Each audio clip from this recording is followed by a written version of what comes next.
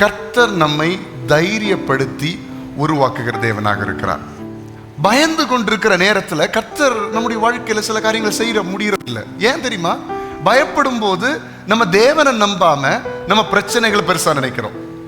நம்முடைய வாழ்க்கையில மனிதர்கள், பிசாசின் போராட்டங்கள் நமக்கு விரோதமாக எழும்பும் போது நம்ம சொல்லணும், இன்றைய தினம் கர்த்தர் உன்னை என் கையில் ஒப்பு கொடுப்பார், நான் உன்னை ஜெயிப்பேன்.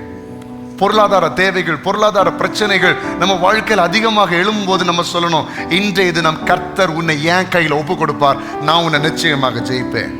இன்னைக்கு நீங்க கர்த்தரை விசுவாசிச்சு, ஆண்டவரே நீர் என்ன நடத்துவீர், உங்களை அழைச்சிருக்கிறாரா? அவரு அந்த நம்பிக்கை இருக்கா?